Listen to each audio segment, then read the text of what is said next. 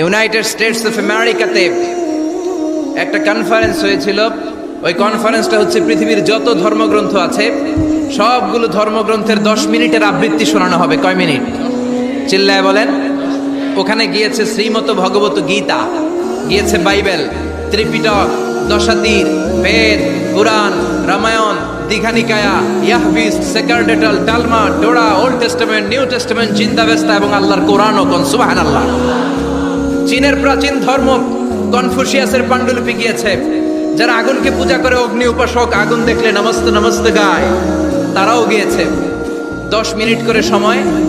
এই কনফারেন্সের উদ্দেশ্য হচ্ছে এইটা চেক করা, in order to check which book, which recitation of the holy book is the most excellent recitation ever. কোন বইয়ের আবৃত্তিটা বেশি সুন্দর লাগে। 10 মিনিট করে সময়। সব ধর্মের ধর্মীয় কিতাবের শায়েকরা, গুরুরা, ধর্ম নানকরা আর ফাদাররা আর কারীরা বসেছে। বিচারকের সামনে 2টা বাটন, একটা গ্রিন বাটন, একটা রেড বাটন, একটা সবুজ বাতি, একটা লাল বাতি। আবৃত্তির সময় 10 মিনিট। চিল্লায় বলেন কয় মিনিট? সবুজ বাতিতে চাপ দিলে আবৃত্তি শুরু, রেড বাটনে চাপলে আবৃত্তি শেষ। প্রথমে ডাকা হয়েছে শ্রীমত ভগবত গীতা। 10 মিনিটের জন্য যে পড়তে শুরু করেছে, ওম নমো ভগবতী বাসুদেবায়।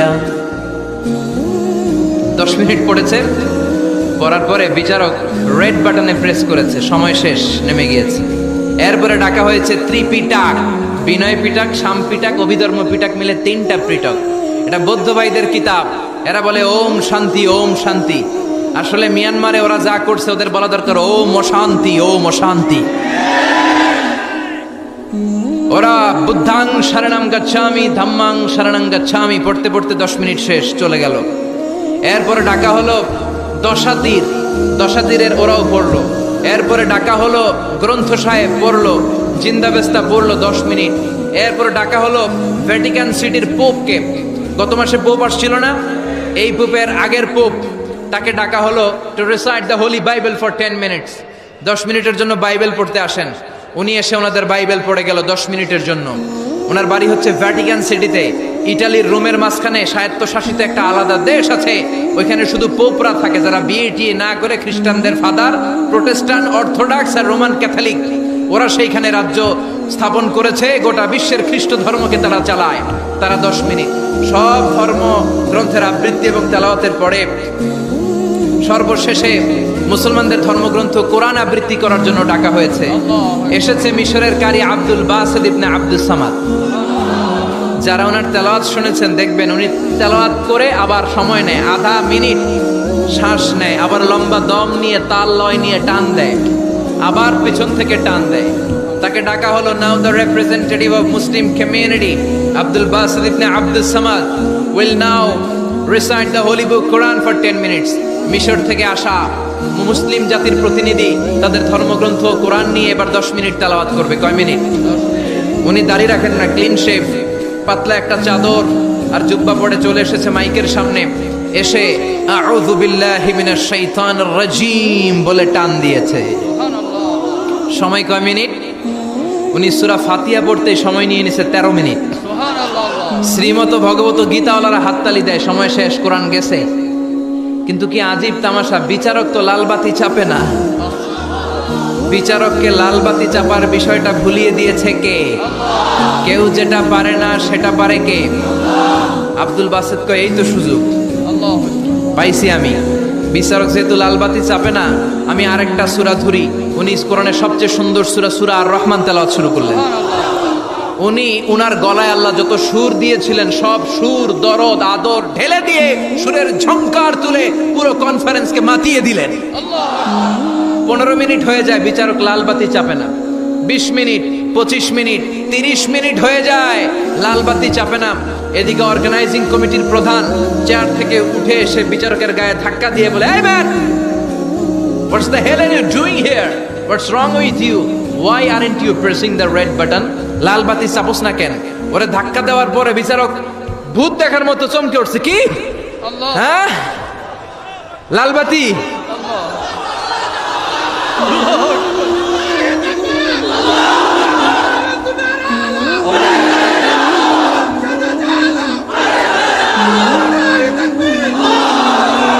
অর্গানাইজিং কমিটির চেয়ারম্যান যখন ধাক্কা দিছে, why aren't you pressing the red button, তুমি লাল বাতি চাপো না কেন?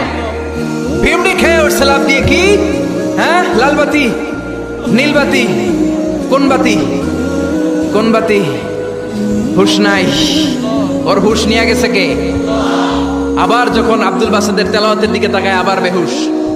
না পেরে বিচারক দাঁড়িয়ে বলে, ও Abdul Basit ibn Abdul Samad, come from Egypt, there is no time limits for you, recite as much as you wish.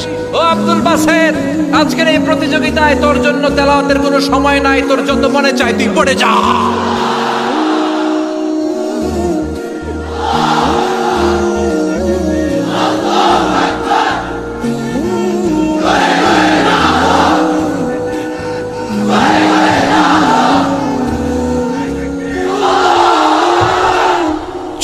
Minute সময় ধরে গোটা মুসলিম বিশ্বের অহংকার, মিশরের সবচেয়ে বড় কারি Abdul Basit ibn Abdul Samad গলার সব দরদার সুর উজাড় করে কনফারেন্স রুমে সূরা রহমান তেলাওয়াত করলেন। কনফারেন্স শেষ হলো, ওই বিচারকের বিরুদ্ধে মামলা হলো 3টা। কয়টা? যেহেতু আন্তর্জাতিক কম্পিটিশন, আন্তর্জাতিক আদালতে মামলা, সুইজারল্যান্ডের দি হেগে মামলা। হ্যান্ডকাফ পরিয়ে বিচারককে নেওয়া হয়েছে।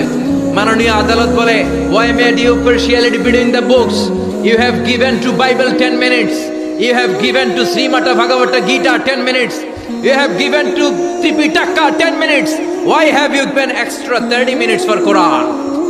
সব ধর্মগ্রন্থরে 10 মিনিট দেওয়ার কথা, বাইবেলরে দিলি 10, শ্রীমত ভগবত গীতারে দিলি 10, ত্রিপিটকরে 10, কোরআনরে অতিরিক্ত 30 মিনিট, মানে আগের 10 আর 30 মিলে 40 মিনিট দিলি কেন? বিচারক বলে, অনারেবল জাজ, I have a humble question to you. মাননীয় আদালত, আমার একটা বিনয়ের প্রশ্ন আছে। আদালত তো টাসকি খেয়ে গেছে, কিরে আমার এবার প্রশ্ন করে কেন? বিচারক বলে, আমার প্রশ্ন হচ্ছে, বিচারক তো আমি নিজে হই নাই, জাজ তো আমারে আপনারাই বানাইছেন। আমি তো ওদেরকে 10 মিনিট দিছি, ঠিক কি না? আমি তো বাইবেলের 10 মিনিট দিয়েছি। এর কারণ, যখন বাইবেল পড়তে এসেছে আমার হুশ আছে, আমার সময়ের জ্ঞান আছে, আমি সময়ের টাইম ধরে বসে আছি, আমার হিতাহিত জ্ঞান আছে, আমার নার্ভাস সিস্টেম ওকে। 10 মিনিট শেষ, আমি রেড বাটনে চেপেছি, উনি নেমে গিয়েছে, বাইবেলকে ডেকেছি, বাইবেল শেষ, শ্রীমত ভগবত গীতাকে ডেকেছি, গীতা শেষ, ত্রিপিটককে ডেকেছি। কিন্তু এই মিশরের কারি আব্দুল বাসিদ জুব্বা একটা পরে কোরআনটা হাতে নিয়ে মাইকের সামনে এসে কি যে বলে একটা টান দিল, ওই টান দেওয়ার সাথে সাথে আর আমার হুঁশ নাই। আমি কি সাগরের উপর, নাকি মহাশূন্যে, নাকি জমিনের অতল গহ্বরে? আমি কোথায় বসে আছি, আমি কোথায় দাঁড়িয়ে আছি, আমি নিজেই জানি না। আমার সময়ের কোনো জ্ঞান নাই, আমার হিতাহিত বুদ্ধি নাই, আমার নার্ভাস সিস্টেম ফল ডাউন করেছে, আমার শরীরে ভাইব্রেশন শুরু হয়েছে, কাঁপুনি শুরু হয়েছে। মাননীয় আদালত, যখন একটা মানুষের হিতাহিত জ্ঞান থাকে না, যখন একটা মানুষের সময়ে কোনো বিবেক বুদ্ধি থাকে না, যখন কারো নার্ভাস সিস্টেম ফল ডাউন করে, কি এক মন্ত্র সে পড়তে শুরু করলো, আমার হুঁশ সে কেড়ে নিল, আমি কিছুই বুঝতে পারছি না। যখন আমি আমার সাথে নাই, যখন আমার হুঁশ নাই, যখন আমার নার্ভাস সিস্টেম ফল ডাউন করেছে, এরকম একটা পরিস্থিতিতে যখন আমি medically unfit, how can I press the red button? You answer me. কেমন করে আমি লাল বাতি চাপবো তুমি বলো? প্রিয় ভাইয়েরা, আপনারা যারা আইন নিয়ে পড়াশোনা করেন তারা জানেন, কেউ যদি মেডিকেলি আনফিট থাকে তার কোনো বিচার হয় না, ঠিক কিনা? পাগল খুন করলেও বিচার নাই, ঠিক কিনা? সে কোরআনকে অতিরিক্ত সম্মান দেওয়ার কারণে সর্বশেষে এই বিচারকের কোনো বিচারই হয় নাই।